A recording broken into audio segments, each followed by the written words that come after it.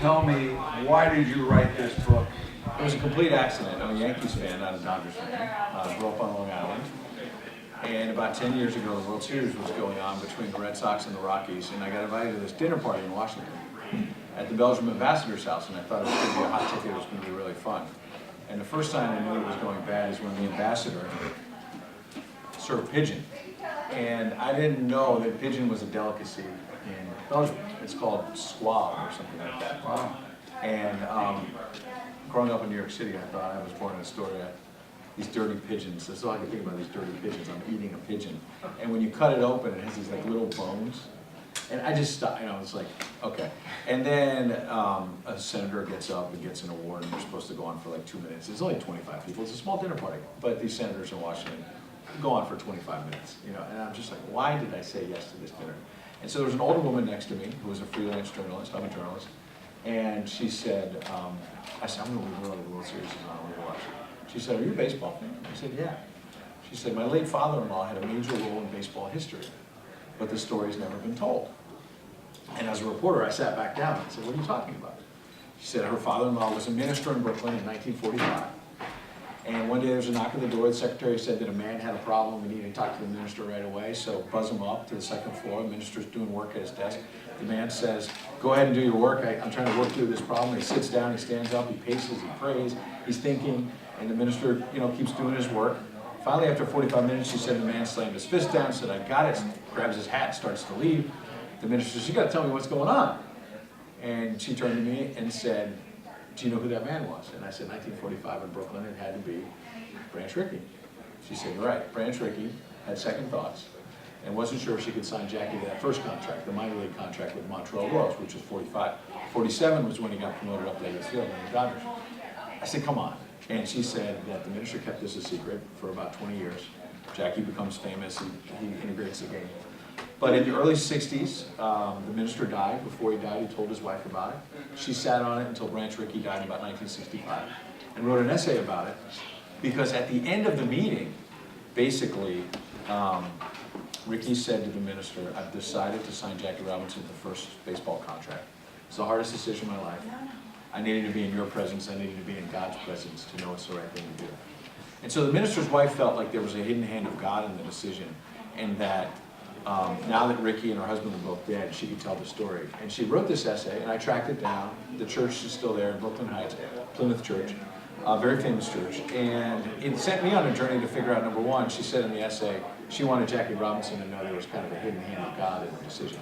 And he, of course, died so early in 1972. So this is a spiritual book. It's a spiritual book. Not just about... It's about baseball, civil rights, and spiritual faith. But it's how it got started. That's how it got started, and I saw its fate in me even hearing about this story.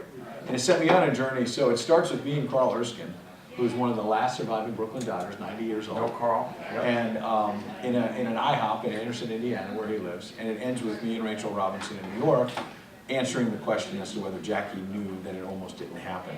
And along the way, I tried to find out more about Jackie's faith as well. I mean, obviously, Branch Rickey, he was a kind of a larger-than-life character when you watch the movie 42. He's talking about God. One of his nicknames was the Mahatma, because he did have spirituality. Absolutely. And but Jackie didn't. It wasn't a popular move. Right. It was not a popular move. And the reason why I think he was with the minister, I interviewed Branch Rickey's grandson as well, Branch Rickey III, who's still alive. And he says that he never heard this story, and his grandfather told him everything. His grandfather Sunday night at the dinner table would tell stories about Jackie, this and that, and he thinks maybe he was embarrassed because at the end of the meeting with the minister, he kind of cried. And the church, by the way, is right near Montague Street in Brooklyn Heights, where 215 Montague Street is where the Brooklyn Dodgers had their offices. If you go there, there's a TD Bank now, and they've got a plaque that says this is where Jackie and Branch first met, August 28, 1945. And so I think that this is something that Branch wore it on his sleeve. Jackie didn't. But Jackie was also very spiritual. He had a couple people, including... What did you find out about Jackie's spirituality? What I found out was that Jackie, his father left home.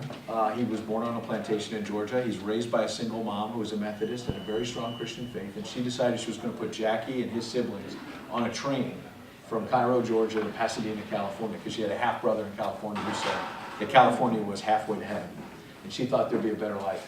And what moved me in my research was, Mally Robinson had $3 sewn inside her dress. Mallory Robinson was Oh, it's the mother. Jackie's mother. Jackie's mother gets on a train, and think about it, they were colored only train cars, and the way his siblings talked about it in some of the other books that I researched, it was dirty and nasty, and think about a train ride from Georgia to California in the early 20s, and how awful that was, and how hot it was, and everything else. But she had this vision of a better life. And when he gets to Pasadena, there's no Jim Crow laws technically, but there was discrimination everywhere. They wouldn't let black kids swim in the pool, except on Tuesdays. They called it International Day. And then they assured everybody in Pasadena, we clean the pool after Tuesdays so that white people can go back in the pool on Wednesday. He had an incident of people shouting the N-word endless times. So the point is he joined a gang because he didn't have a father. He had all this discrimination, and he turned to a gang. And he got arrested a few times as well, Jackie. Because you don't hear much about that. You don't hear about that. And you know what turned it around was his mom's spirituality, I believe, is well documented. And I went through Jackie's personal papers at the Library of Congress, where he speaks about his faith a lot. But there was a minister in Pasadena named Reverend Carl Downs, who Jackie wrote about in I Never Had It Made, his own autobiography, who had a real impact on him and said, look, you could be a great athlete, and yet you're blowing it all by being in this gang. And he sort of appealed to his better nature. Pulled him out of the game. Pulled him out of the gang. Was that the game changer for him right That was a there? game changer because then he later goes on to be a four-letter man at UCLA. He's baseball, basketball, football, track and field. And Jackie himself talks in his own writings about how he would be, you know, there's some who say that if he had stuck with football, he would have been better than Jim Brown. He was a fullback. There's very little video, but the video shows him knocking people down. I mean, Jackie was an incredible athlete. But he chose baseball, obviously. But on Saturdays, he'd be on the gridiron at UCLA. He'd be all battered and bruised. And he wrote about how he'd get up on Sunday morning and not want to get out of bed. But he'd go to church because he taught Sunday school for Carl Downs. And he said, Carl Downs turned my life around. How could I not get out of bed on Sunday morning and teach the next generation of kids? So here's Jackie Robinson, who becomes one of these great heroes. And yet he was giving back. So I think it connects very well with So Mariana. if I'm reading this right here, literally, Yeah. this is a story that says not only is Jackie somebody who changed the color barrier, but there's something that went on alongside and behind that. It just didn't happen because he was a good player. Right. Things Is have. that- am I- Yeah. Well, what I think is that This is true with a the lot of stars things, had like- to align. Yeah, not everything just happens. There's always something It happens that for a reason. For a reason, something behind that was, so you're saying there was a strong spiritual faith There was a spiritual that was angle to really this. the driving force here that maybe made this happen between Brad Tricky and Jackie. Absolutely, and as Mariano Rivera said, you have to be prepared, you have to be ready, you have to have luck. There's all kinds of other factors. But faith was almost a secret ingredient here because Jackie was not open about his faith. It was just something he didn't talk about. But think about this, his rookie year, when people are insulting him and threatening his life. Rachel Robinson says that every night in their apartment after the game, Jackie would get down on his hands and knees and pray before he went to bed. And I was always moved by that image of Jackie, even as a hero, even playing for the great Brooklyn Dodgers, getting down and thinking, I've got to pray to some higher being. And whoever that is for all of us in our lives. Think about Brand Tricky, like the momentous decision this was. We don't have to make momentous decisions like that. I mean, integrating baseball and changing America, transcend sports. But he was a human being. He wasn't sure if he could do it. There had been a secret vote of the owners, and it was something like 15-1. They all voted against integrating the game, and they were all too cowardly to publicly admit this. And Ricky knew that if Jackie was not a great player, people were going to ostracize him and say, Ricky, you're a fool. Black people can't play this game. And he stuck his neck out there for him. And in the book, you get into Carl Erskine and Ralph Branca. I mean, Ralph Branca talks about two things that I remember that I can end on, which is that Branca talks about opening day, April 15th, 1947. We're coming up on the 70th anniversary. And they were told, the Dodgers were briefed before the game, that somebody had claimed and phoned in that there was a sharpshooter somewhere near Ebbets Field, and they were going to shoot Jackie if he took the field. Like, if you go through with this, we're going to shoot him. And it was opening day, so they did the big player introductions. And Branca made a show of standing next to Ralph, who just passed away. He made a show of standing next to Jackie. And Branca came from a big family, as you know, and one of his brothers came up to him after the game and said, Ralphie, what the hell were you thinking, standing so close to Jackie? They were talking about shooting him. And he basically said there are worse ways to go than to stand up for your teammate. And I think that as heroic as Jackie was, there were a lot of his white teammates. There were some white teammates who wrote that petition and tried to block him. Let's not forget that. But there are also white teammates like Branca, Erskine, who stood up for him. And I want to tell you one last story, which is Branca talks about how... You just recently lost, he just passed away. And he recalls, and I have it early in the book, that several of these white players from the Deep South were basically like, we're just not going to play with Jackie. And he approached him, he said, what's behind that? And he asked each one of them, and he found out that in their past they'd all worked at gas stations in the South. And he said, there had to be black workers there as well. So you were on the same team at the gas station, why can't you be on the same team now?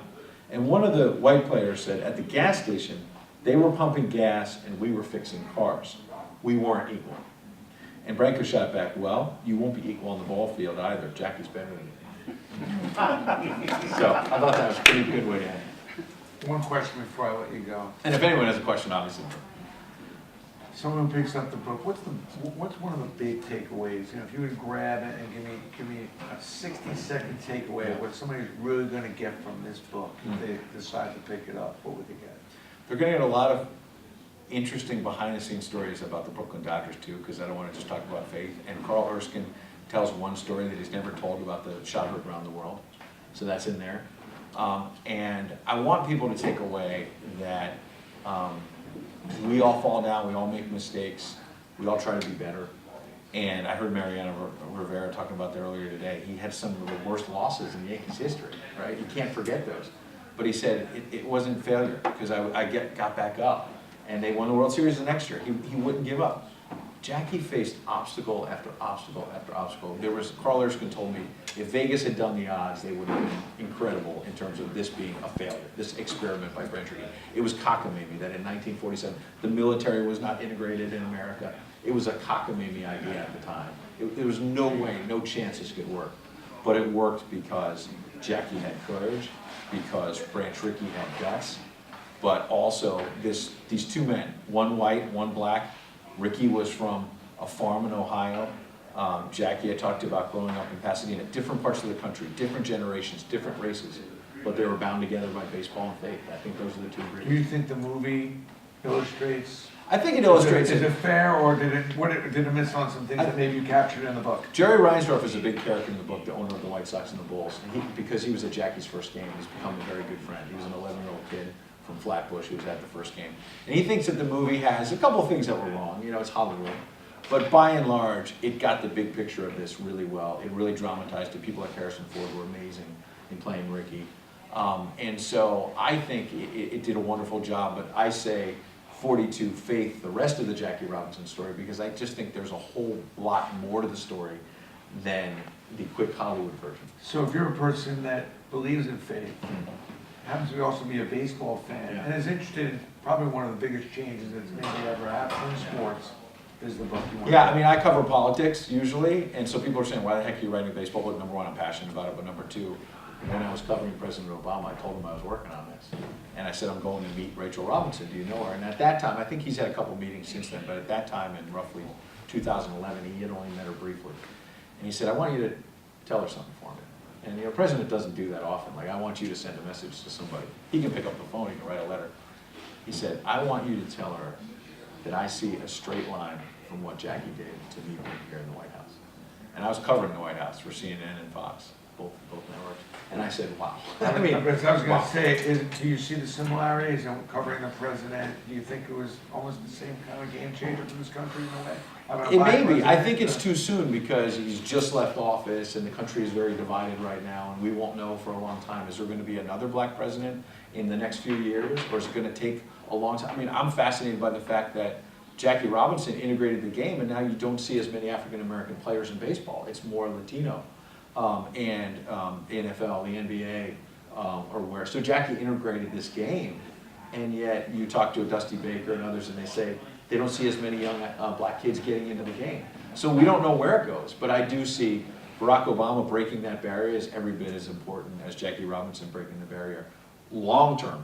But as I think the president was making clear, Jackie stands alone. I mean, when you have Dr. King, and I have this quote in there from Dr. King saying, so the I Have a Dream speech is in 1963, Jackie is in 1947.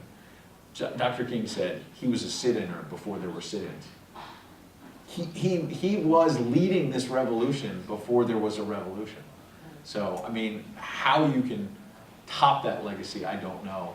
So I think it's hard for President Obama or anyone to even match up to that, but he certainly broke more barriers, and I hope that this only enhances Jackie's legacy. Ed Henry, the book is 42, Faith. Amazing, amazing, amazing that you took the time.